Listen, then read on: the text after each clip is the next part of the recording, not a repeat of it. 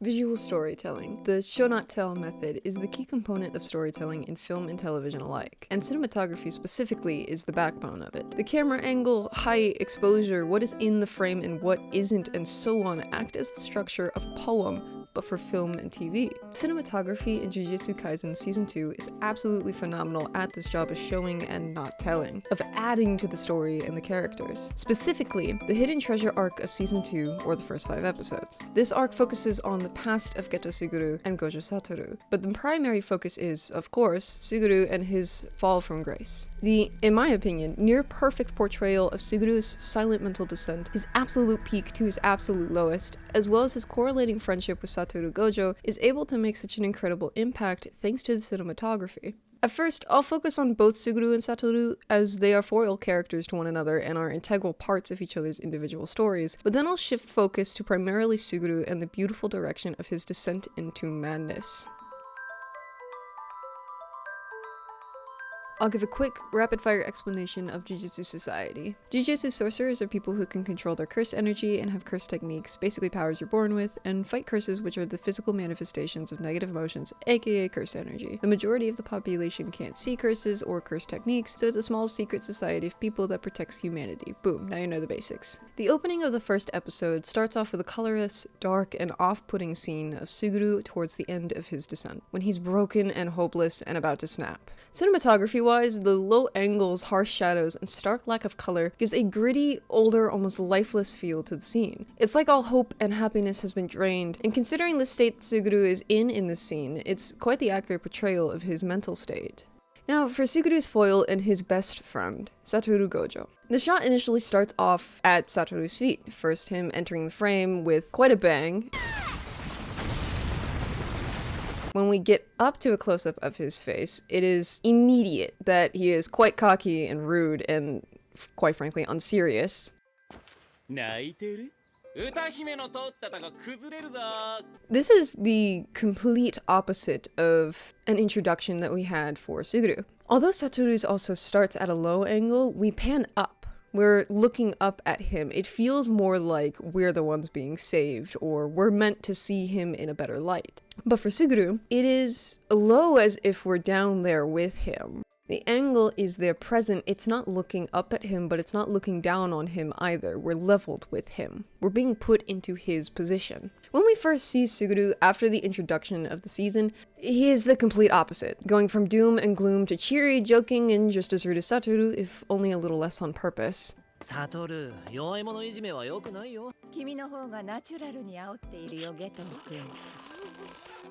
but this is when Suguru's happiness is still present, when he's not broken. And this is pretty evident from just how colorful and light this scene is, in complete and utter contrast to what we saw in the beginning. Nonetheless, the introductions are quite contrasting, but it's also very telling about these characters. Now, let's move on and see a little bit more of them beyond just their initial introductions.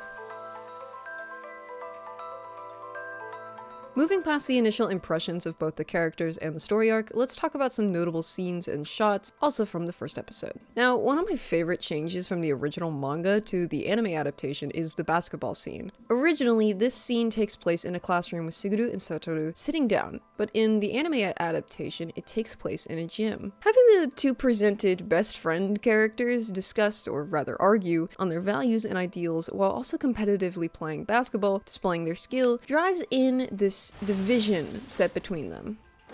They're not necessarily against each other, but they're not on the same team either. Not on morality, and definitely not on ideals.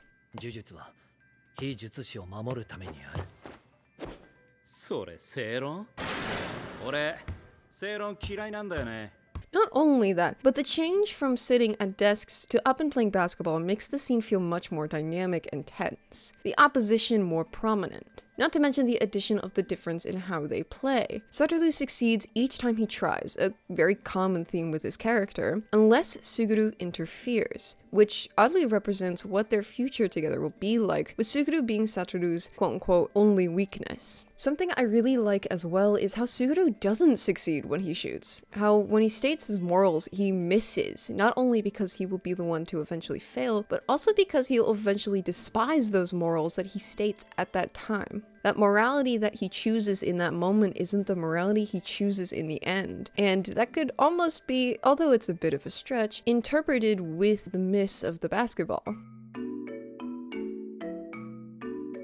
Finishing up on episode 1, yes, we're still talking about the first episode, I'd like to talk about the phone call scene we get just as the fighting starts up. This is my other favorite change from the manga to the anime. Originally, the two are right next to each other while they talk about Satoru's ego and lack of manners, but in the anime, the director puts them on a phone call, at a distance. This distance that's prevalent in their friendship was already highlighted in their opposition in the basketball scene, and now this phone call adds on a physical distance as well. They're connected, they're close, they are friends, but there's that ever-present difference between them in the morality that prevents them from being any closer. This distance never fully goes away either, and actually in the end, it ends up only growing. Although I won't be talking about specifically the scene of them breaking off their friendship, it is a phenomenal representation of that growing division. There is also the scene in episode 3 where Suguru confronts Satoru about his exhaustion, a scene where we're able to more directly see their closeness before everything begins to, fall apart. I love the timing in this scene, the slowed speech, the slowed reactions that linger, that allow you to feel Satoru's exhaustion and Suguru's calm concern before the tension is visibly released to Satoru's hit to Suguru. I also really like the choice to have Suguru covered by Satoru, only shown when Satoru moves out of the way, which is another example of Satoru being viewed as better, or at least that he will be eventually. Satoru will move ahead and leave Suguru behind to follow, and although he follows in this scene, he eventually won't in the end.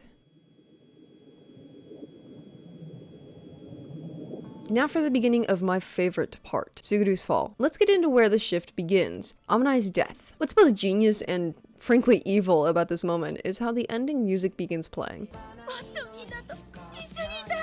bringing the viewers into a false sense of security, believing that will end with Amanai's decision to either assimilate or go home, and that things will be fine.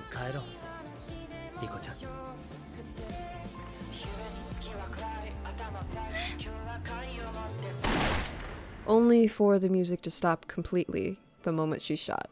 This is when hope dies along with Amanai for Suguru.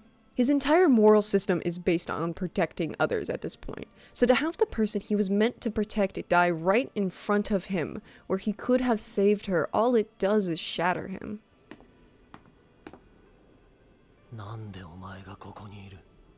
The cuts to Amanai's corpse and the close-ups of Toji announcing the death of Satoru creates a tunnel vision. We are entirely honed in on the death of Amanai and the murderer that is Toji. Then there's Suguru's defeat.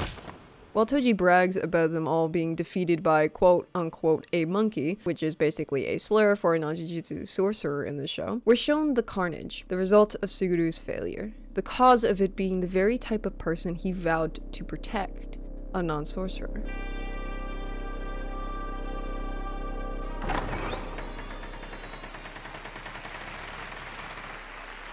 The clapping.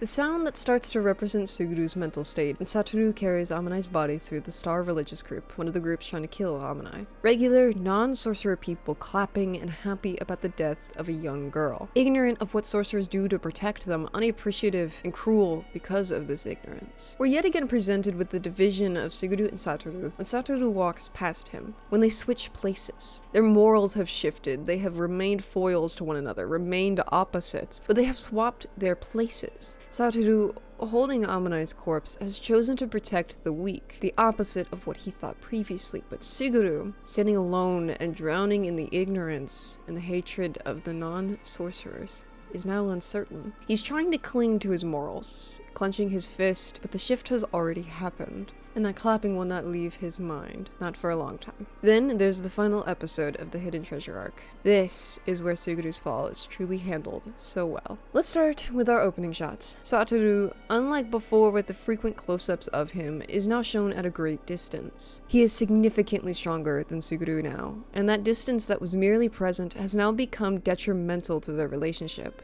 Suguru, ちょっと痩せた。大丈夫か？ただの夏バテさ。大丈夫。そうめん食いすぎた？ Suguru sees Satoru as far off, as unreachable now. Suguru is no longer Suguru, and Suguru doesn't see Satoru as Satoru anymore either. Then the cuts to the non-sorcerers, the back and forth of regular life and sorcerer work. It shows how it's all he can think about. He's consumed by his internal struggle with morality, with his purpose as a sorcerer. One of my absolute favorite parts, however, is how the sound of shower water hitting the ground and him turns into clapping.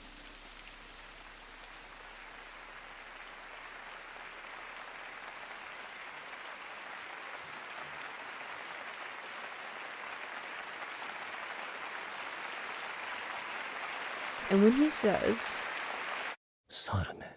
It's then and only then that the clapping stops. This entire scene, starting from a classic establishing shot, to a wide shot, to a medium shot, to a close-up, to an extreme close-up, it's a typical pattern, but it works so beautifully here. It really is like we're honing in on Suguru's thoughts themselves, and the closer we get to him, the more we hear the clapping instead of the water, and the more we see of his thoughts, and the more we realize this might be where he breaks, but then not quite. Throughout his conversations with Haibara and Yuki, we mostly see Suguru with his face partially or completely covered. His identity to himself is disappearing, and thus it is to the viewer as well. Using the environment to hide him, the world also doesn't recognize Suguru. 全人類が術師になれば呪いは生まれない。じゃあ、非術師を皆殺しにすればいいじゃないですか。ゲト君、それはありだ。非術師は嫌いかい？ゲト君。わからないんです。呪術は非術師を守るためにあると考えていました。でも最近私の中で非術師の価値のようなものが揺らいでいます。非術師を見下す自分、それを否定する自分、術師というマラソンゲーム、その果てのビジョンがあまりに曖昧で何が本音かわからない。I'll end off with when Suguru snaps, when everything finally shifts and there's no turning back. The muffled voices of the adults and the bars constantly covering their faces, showing Suguru's lack of care for non-sorcerers now. I also love how the two candles represent the two sides that Suguru was choosing from, that he was warring with. How one candle burnt out the moment he decided which he truly believed. That candle burning out entirely immediately represents that he's not going to turn back. Finally, when Suguru fully commits to his goals of killing all non-sorcerers, taking over the very cult that killed Amanai, that started this all, the scattered clapping that clouds his mind, それが私の選んだ本音。猿ども。